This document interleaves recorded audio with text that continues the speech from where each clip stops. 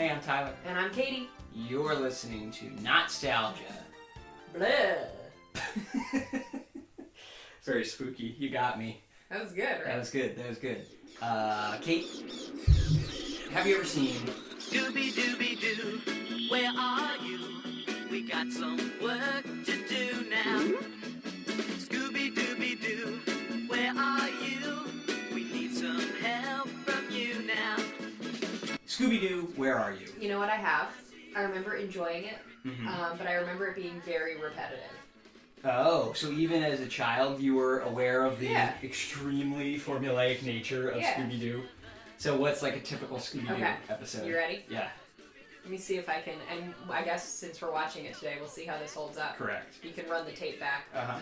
So, it's a gang of teens hanging out in their psychedelic van, and I don't know how exactly they get to the haunted place. I don't know if they are invited to the haunted place by someone because they're such great spooky detectives, or if they just kind of like stumble onto these haunted places and decide to check it out. Both of those things happen depending Okay. on the episode. Okay. So those are the two usual ways. So they're either invited or they do a little bit of B&E. Well, like sometimes they don't B&E. Sometimes the van like breaks down. I read all the descriptions today to like prep and pick episodes, Okay. and some of them are like the mystery machine breaks down in front of a spooky farm. They should really do some more routine auto maintenance. then. Yeah. I guess it's like the 70s though, so maybe your car broke down a little bit more in the 70s. They're also a bunch of teens. Maybe they can't afford the routine maintenance. Do they go to school?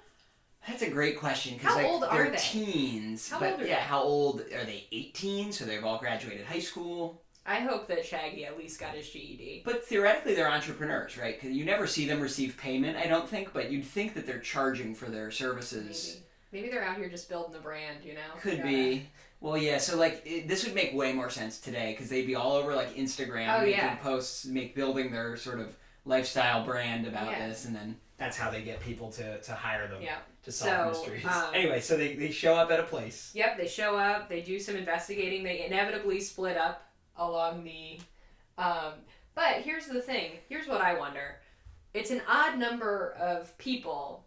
Are you counting Scooby as a person? Scooby's a person. So it's an even number of people plus a dog. Uh-huh. And Shaggy always ends up with the dog. It's just right? a man and his dog. I know, but like, how do they split the others? Is Velma by herself at some point? Sometimes it depends. She's a strong, independent woman. She is. It depends on what's going on. I don't believe they always split up in the exact same way. It does seem, though, usually the joke is Fred and Daphne, Velma on her own. Yeah, Velma's Shaggy by and Scooby. herself But solving the mystery. I'm not 100% sure that's what happens every time. I just don't think that Velma gets enough love, you know? Yeah. And, you know, like, the joke is, like, why would they split up? But if we're thinking of this as their business, this makes so much sense, because, like, time is money. Sure. If we have a whole haunted, spooky place to explore, why wouldn't you split up? I guess you're right. And proven again, well, sorry, I don't mean to cut you off. I want to hear the end of a story, because this maybe will also explain why they feel comfortable splitting up. So there's some scary hijinks, usually with a monster chasing them through different doors. Their legs move real fast, but they don't go anywhere. And then at the end, there's usually like they tie up whatever monster it is, and they're like, who is the real monster? And then they take off the mask, and it's usually like the man who owns the farm who's trying to scare away developers who are gonna take it over.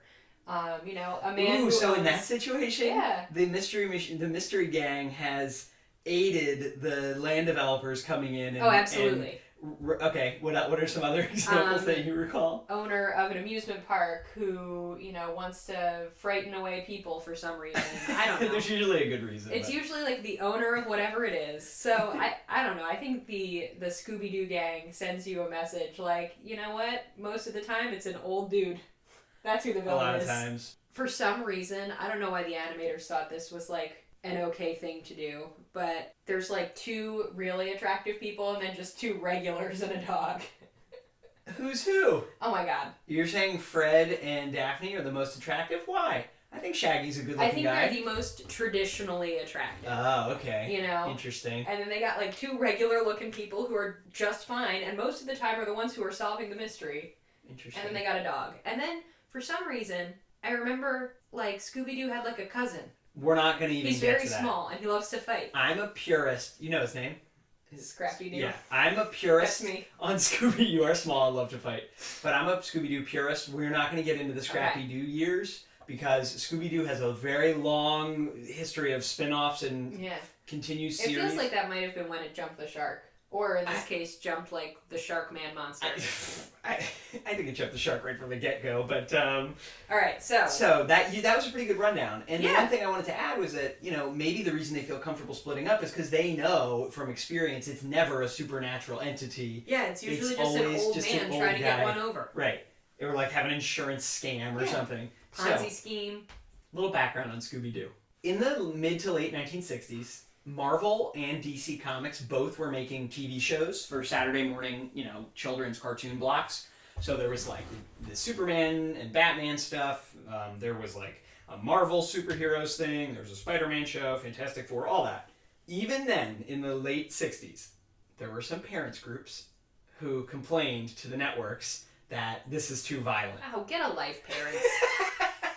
Spoken like a true non-parent. Yeah.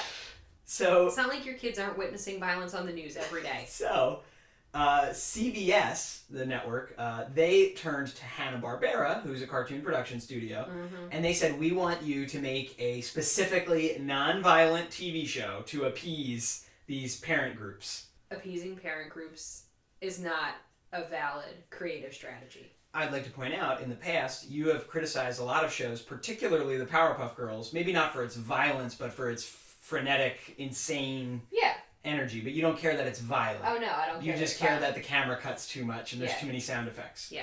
Interesting. Hanna-Barbera. They are a company that was founded by William Hanna and Joseph Barbera, who met in the 40s when they worked for MGM for their cartoon studio, and they together created Tom and Jerry for MGM in the 40s. Okay. And they started like a partnership, a creative partnership. That was pretty violent. At that time, yeah, it was. How did the parents feel about that? And it was the 40s. And then they, after MGM, after they left, they founded their own studio in the late 50s, Hanna-Barbera Studios. And they created shows like The Flintstones, Yogi Bear, like a million shows. It's insane the number of shows Hanna-Barbera has made. Mm-hmm. So when CBS turns to them in the late 60s and says, hey, can you put something together that's like not violent? They take two of their writers, Joe Ruby and Ken Spears, and say, all right, guys, just make something. And so they like tooled around all these ideas of like teenagers with solving mysteries. Oh, there's a talking dog. And they finally put together a show called Scooby-Doo, Where Are You? And I find the punctuation fascinating. Scooby-Doo, comma, where are you? Exclamation point. It's a question, but it has an exclamation point at the end. Maybe they're just really desperate. Why is Scooby-Doo always disappearing? He's not. That's the thing. It's not like every episode they're looking for Scooby-Doo. The whole thing is, it just rhymes, is why they did it, you know? And it's very similar to Yabba Dabba Doo, the thing Fred Flintstone said on the Flintstones. But anyway, you nailed the premise. I'm so happy we're doing a show you've seen before. This never happens. Plus, eagle-eared listeners to Not-Stalgia will remember our Johnny Bravo episode from 2 years ago where we watched one of the episodes where he meets the Scooby Gang. So we kind of covered a little bit of that there. They made only 2 seasons of this show, 25 episodes. It ran from September 13th. Then why was it on every minute of every day for 16 years? 16 years? I don't know. Why was it on every minute of every day? Like when you were a kid? Yeah. Yeah, it's insane that there's only 25 episodes. They ran from September 13th, 69 to October 31st, 1970. But there were spin-offs after that. And weirdly, in 1978... 8 years later, they decided to make more of this show. They gave it the same title, Scooby-Doo, Where Are You? And they made 9 more episodes. And then after 9, they were like, never mind. And they kept making new episodes, but they changed the name. So, I don't know. It's hard to like say what's what. It technically has 3 seasons, but really it only has 2. Those first 25. It was a huge, ridiculous hit. You have this ensemble cast. Mm-hmm. There's like one of every type of white person. Right. You got like attractive Heisman Trophy winner Fred. Mm-hmm. You've got like... That's me. That's who I relate to. Yes, that's you. Yes, that is absolutely you. You don't look just like Shaggy and are wearing a green shirt right now. Oh, no. There's Shaggy. You know, you got your classic like slacker, snacker, slacker, snacker type. Uh-huh. You got, Daphne, aspirationally pretty. always wearing... What is her personality? You know, it's crazy. I've seen a lot of this show. Her personality is pretty. What is she like? That's it. What's her story? Pretty. What is she interested in? Daphne is pretty. Same with Fred, I guess. What's he interested in? Fred is pretty. Okay. And do Velma. And then you got Velma. Velma's doing all the heavy lifting. She's got a bowl cut. She's got a rockin' turtleneck. She's got Warby Parker glasses. She's wearing knee socks. She's killing it. She's killing it every day. And a talking dog. So. No, if you can't identify with any of the characters, there's also a talking dog for you to laugh at. With like a strangely limited vocabulary. Yeah, it's not very good. Weird character. Can other people hear him talk? I believe so. Or is he just like speaking to us as the audience? No, because I think he tells things to at least Shaggy. We're going to have to look and see. Can only Shaggy hear him talk? No, I think they can. We're going to find out. We've both seen a lot of this, more than our fair share. Probably the whole run of 25. Yeah. Anyway, so it's a smash hit to the point where they start doing these spin-offs like right away. In 1972, they do the new Scooby-Doo movies, which is the show where they're all like an hour long each episode, and they meet a celebrity. So, have you ever seen these? No. They didn't rerun as much as the original run did, but they meet like Batman and Robin. But it's like Burt Ward and Adam West from the 60s show doing the voices. The Harlem Globetrotters. And then, of course, like even just people like Don Knotts is one of the guest stars. Don Knotts. It's totally wild. And it's just an animated Don Knotts. The 70s were so weird. So out there. And then there were others, then there's the Scooby-Doo and Dynamite Hour, Scooby-Doo and Scrappy-Doo in the later 70s, all the way up to today. Like, the newest show was in 2019 called Scooby-Doo and Guess Who, which is like a modern version of those movies where it's like Mark Hamill is the guest star. They're doing that kind of thing. That's kind of fun. They did clean Mark Hamill up a lot. Yeah, he seems to be doing okay. He's come a long way from like picking through an ashtray with a big beer gut. Are you okay, Mark Hamill? Mark Hamill, if you're listening. There have been 5 live action movies. Wow. There was a modern computer generated, animated movie just in 2020 called Scoob. I haven't seen it yet. It looks okay. It even does reference to the other Hanna-Barbera stuff. They have other Hanna-Barbera characters in it. We might watch Scoob at some point. There have been 34 direct-to-video movies, animated movies, starting only in 1998. They only started doing that then, and they've made 34, including ones where they meet the WWE wrestlers. It's absolutely nuts, some of the stuff they've made. It just feels like, and so much children's television from the 70s feels this way to me, that they're like, all right, guys, get out the dartboard. And on the dartboard, it's like, all right, who's Scooby-Doo gonna meet? And they let the man with one eye throw the dart. And they're like, oh, the Harlem Globetrotters. Oh, the WWE wrestler. Just I kind of want to see that one. Maybe they meet John Cena. But oh my God. There have been, video games, comic books, you name it. They were making Scooby-Doo stuff. Scooby Snack, gummy snacks. They've done it all. So. Oh, I've eaten my share of Scooby Snack gummy snacks. Not bad. I'm sorry that I didn't get any for you for this episode, but it's 8 a.m, so not that that's a reason 10. Not to have gummy snacks, but it was so successful during its original run that the other networks were like, hey, Hanna-Barbera, can you make us one of those Scooby-Doo type of shows? And they started copying their own formula. So there were so many Hanna-Barbera cartoons on all the networks in the 70s that had any combination of the following: teenagers, mysteries, talking animals, or talking something that shouldn't talk. There's one with a car that talks. Oh, good God. And for some reason, and I think this was in the original plan for Scooby-Doo, but they got rid of it, the teenagers are in rock bands a lot of the time. Oh. Scooby-Doo, they're not in a band, but I believe originally they were intended to be, and they then were they probably scrapped in it. A failed band. So, good point. Yeah. Maybe that's it, and now they're just they're in their tour band. The band has failed, so now we have to investigate paranormal mysteries.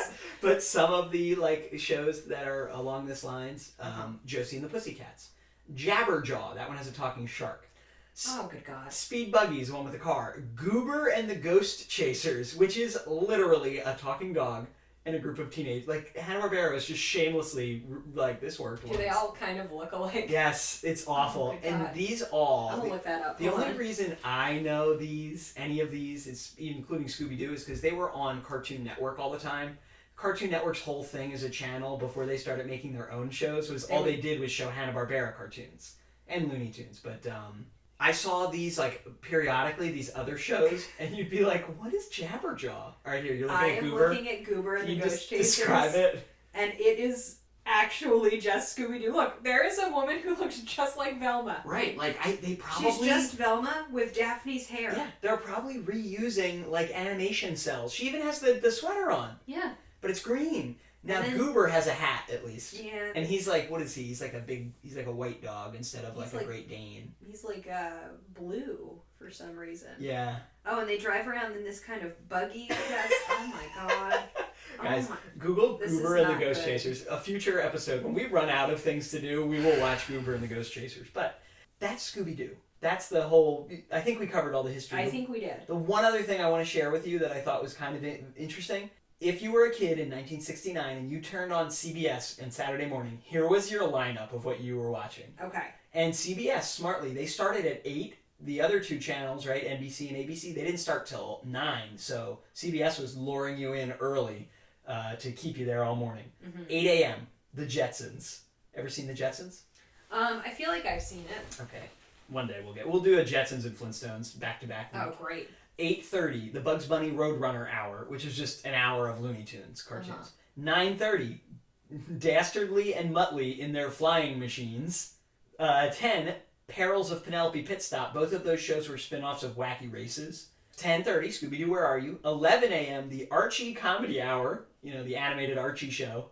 When were these kids doing their chores? Kids in a band. It was the 70s. Oh, you mean the kids watching the Saturday morning shows?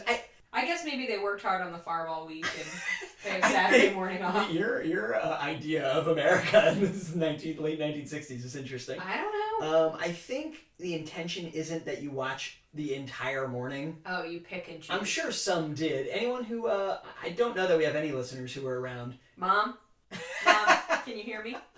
Is the podcast working? Is the podcast working? Mom, tell me, how much TV did you consume on Saturday morning? Call me, Mom. 12 a.m., The Monkees. You ever seen The Monkees? I know who The Monkees are. I used to watch. That's a very fun show. I really liked The Monkees. Yeah? Did you have a crush on any of them? All of them? Obviously, All Davy right. Jones. I don't know how he looks now, but... He's dead. Oh, God, he doesn't look good. He died, Kate. Oh, my God. Oh, no, Davy Jones. When did he die? A couple years ago. Oh, no. Yeah. Let's see what he And looks he wasn't like it was, it wasn't his time. Like Then I guess he really doesn't look good now. Not that. He's not as old, Oh, I had a big crush on Davy Jones. Well, but did you see the show, The Monkees? No. Okay, you just somehow knew of Davy Jones? Look, Davy Jones is cute. Yeah, he's cute. He's got a real strong brow game. Oh, no, that's that's when you clicked images on Davy Jones, and it went from him to the guy from Pirates of the Caribbean. Oh, man, he died in 2012. 2012? That's way longer ago than I thought. Oh, he was only 5'3". Oh, you guys would have been a cute Same couple. Height. No wonder you had a crush on him. And at 12:30, Wacky Races. So you got to watch the two spin-offs and then the real show. Anyway, I just thought that was He was only 66 years old. Yeah, I told you. It was before his time. Oh, he was still kind of cute. He was. He looked good. What got him? Cancer? Oh my God, the morning of 29th February 2012, Jones went to tend his 14 horses at a farm. After riding one of his favorite horses around the track, he complained of chest pains and difficulty breathing. And then he had a severe heart attack and died. I gotta Everybody go to your general practitioner every year. If you gotta go, as we all do, riding his favorite horse. He rode his favorite horse in the morning. I think it's a pretty good way to go. Yeah. He had a nice morning. This episode is dedicated to the memory of Davy Jones, who passed away 8 years ago. He was real cute, and when he was old, he was still pretty cute. Yeah. So, and then at 12:30, Wacky Races. That was the morning. So, I decided I wanted to show you Scooby-Doo because it's October, it's spooky. It's fun spooky. Yeah. It's like dumb kid fun spooky. Why is this good? Why do you think it was good? What did you like about it? I don't think it was really good. I think it just kind of kept the children busy. But for you personally? Yeah. Now, you have gone on record, obviously, for the last 2 years plus on this show about how little cartoons you watch. Yeah. The fact that you watched this, you didn't have anything to compare it to, I feel like. I mean, I don't remember it being, very exciting. Okay. There's always a montage of them running in and out of doors with, some kind of psychedelic late 60s song playing in the background. I had to pick a season 2 episode because they only introduced the songs into season 2, so I'm hoping this episode has I don't know. I think, I think it just was, super repetitive. It's kind of like, when you have a hard day at work and you come home and your favorite meal is waiting for you, and it might not be the most exciting meal. Like, it might not be something that takes a long time to prepare. Mm-hmm. You just come home and you're like, wow, I know this is going to be okay, because, like, every time, this meal is okay. So it's comforting to watch Scooby-Doo, because it reminds you of, eating some Kraft macaroni and cheese. Show that, just like the reason anyone watches, like, procedural TV shows, like Law and Order, is because it's you know what's going to happen. Order, but, with no dun-dun. So, what I like about it so much as a kid is the formula is nice. I also was a weird kid who, like, I don't remember when, but I at some point realized this is old, was old. And I liked that about it. Like, I liked watching this in the Flintstones because it gave me, like, a lens into, I don't know, older cartoons. Were you, like, a wrong generation kid? No, I wasn't. No, because I loved all the Nick shows. I was happy to be born when I was and have access to the Nickelodeon stuff. And high-quality antibiotics. That, but I enjoyed the historical element of looking at, past cartoons and seeing how they influence new ones. I think the characterizations are good. Yes, they're all pretty one-dimensional, but it's fun as a kid, like you said, to be able to look at all of them and relate to them or whatever. Now, what I want to know is, are the mysteries solvable? Like, I never was able to solve them ahead of them until I've seen them all, and then you're rewatching them and you know. But, like, can the viewer figure it out? I don't know Usually, the person is, like, an old crotchety man who's like, now stay off my property. But, like, you meet them not dressed as a monster early in the episode. Why don't we see if we can solve it together? I'm excited for that. I purposely obscured... The Wikipedia is awful. It lists the episodes in one column. Is like, who was the monster? And you have to, like, not look at it. And, as a kid, I always thought it was funny because when they, like, are going to interact with a secret switch, like a book on a bookshelf that makes the bookshelf move, the book is a different color than all the other books because it's got, like... Try me written on it. Well, it turns out it's because the way they would layer the animation cells, they were using the same color paint, but it's one layer higher, so the light hits it differently. So they didn't account for that. But it always made me laugh as a kid. Like, you could tell from a mile away what they were going to touch on, like a bookshelf. All right, Kate, we're going to watch Season 2, Episode 5, Haunted House Hang-Up. Well, there's the fork in the road, just like our friend said. Well, what's to be, gang? The short way to the right or the long way to the left? Right. The left. The left? It seems we have ourselves a tie vote. Let's flip a slice of bologna to the side. What? Heads we go to the right and I eat it. Tails we go to the left and I eat it. How can you have heads and tails on a slice of bologna? Heads is the mustard side. Tails is plain. Of all the ridiculous... Oh, all right. They're always running somewhere, Just walk, Shaggy. It's a plantation, which is already... not good. Possibly problematic. Oh no, a headless man. Oh, here's the gang. Okay, so look, they're in a band. They're at a rock festival. They're going to a rock festival. Driving to a rock festival. Why has Fred always got to drive? He doesn't know where he's going. I wish I could find a groovy road sign to tell me where I'm going. Hey, it's me, Fred. I'm from Middle America. I'm worried that I talk like Velma and look like Velma. I completely forgot there is a laugh track on this show somehow. It's a cartoon. Also, all of their eyes are flesh-colored. See, they've met Asa Shank, who I imagine is the ghost. The bad guy. Have you ever asked for directions in a place with no road signs? Because this is what it's like. I once had a man tell us that we were going to come to a T intersection, and he had to tell us you can't go straight through the T. You have to turn left or right. And I was like, thank you, sir. That was very helpful directions, sir. Man, the ascot game on the mystery team is strong. 2 of the 4 humans are wearing ascots. Has Shaggy ever fully opened his eyes? He's flipping a slice of bologna to decide which way the car should turn. Oh my gosh, now they have no food. This mansion doesn't look so much haunted by supernatural things as it is haunted by the specter of racism. Of being an old dilapidated plantation house? Yes. Alright, so there's some kind of problem with their radiator, which appears to be solvable by just pouring well water into it. Yeah, I don't think you're supposed to do that. Oh, something's moaning. I have to say, Scooby-Doo, a very well-behaved dog. Triple yikes indeed. So I feel like there's always a catchphrase that these folks say. Oh yeah! So they say zoinks, jinkies. Oh my god, Fred, why? See, Velma is the only one who's done her homework. These 4 probably all went to high school together and used to copy Velma's homework. Velma, have some respect for yourself. Go to a JC or something. Leave these fools behind. Yep, there's Daphne, whose only personality trait is pretty. She also stands like she has a severe case of scoliosis. Anatomically, it doesn't work. Wow, thanks, Daphne. What an astute observation. A light means people. Have you looked at my legs? Does Fred have a white shirt with a blue collar, or is he wearing a white sweater over a blue button-up? I think he's wearing a white sweater. And they're always running in the same order, you know? No one accused Fred of being smart. Oh, a secret passage. Excellent. For a headless apparition, he sure is laughing a lot. Yeah. Velma's walk is wild. They all have really funny moves. Like she looks like she's on a Nordic track. How do they know that's a clue?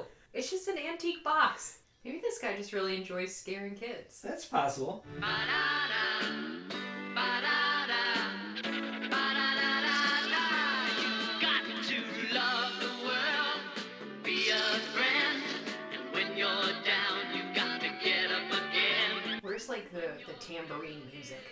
Oh, here it is. Yeah, you spoke 1 second too soon.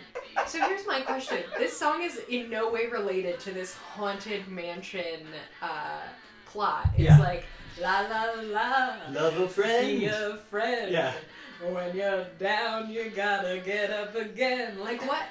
There's a headless man. No, it should say that. You. There's no reference to the headless man. I'm gonna find out. Don't be frightened because it's probably just a regular guy.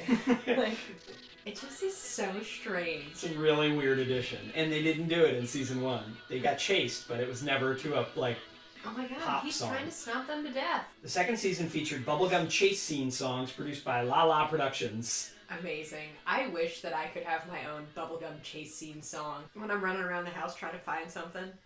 This article also says the laugh track was removed in the 80s, but then reinstated to make it more, in the late 90s, they put it back. That's interesting.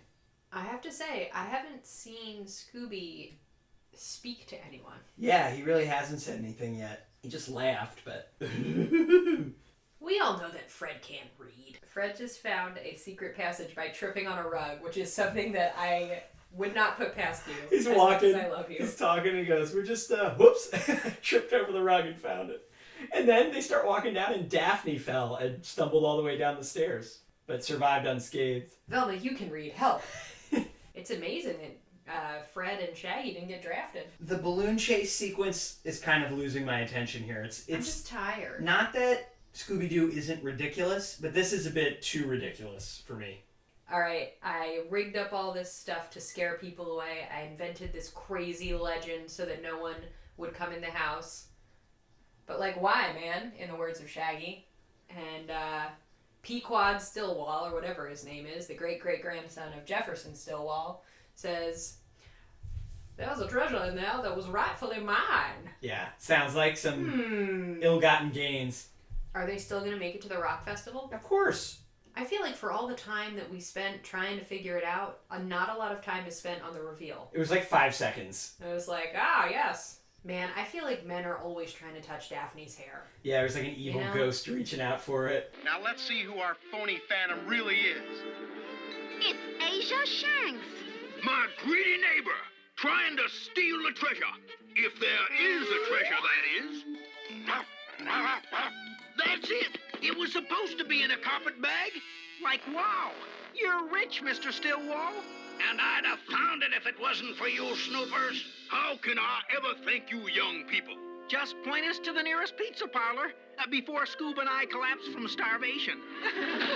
It definitely ticked all the boxes that we talked about, right? It was repetitive. They ran fast. It was pretty boring. They ran fast, but their legs ran fast, but their bodies stood still. We got no confirmation on if Scooby can talk to others. Because he really only broke the fourth wall. Yeah, he looked, you're right, like you said, is he only talking to us? He did look at us and laugh a few times. I don't know if other people can hear him talk. We're not sure. But, it was not great. It was everything you remember Scooby-Doo being, though. My favorite part of that experience was the song, the pop song in the middle. Scene. Yep, absolutely. And even the song in the end credits. It's the same guy, I believe, doing the songs. That was fun because it really places it in time, even more than like the look of the animation. But yeah, it's fun. It's a fun revisit. You're gonna, even if you don't remember the plot of every episode's the same. So it is comforting. I agree with your earlier analogy about food.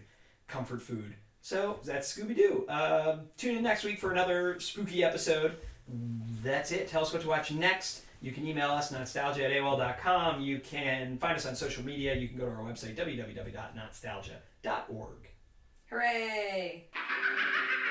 Mystery fans, hold on to your ghosts, cause here come the spookiest, most spine-tingling tales ever to chill a bone. Delight and fright, shiver and shake, quiver and quake. Watch Scooby-Doo, Where Are You?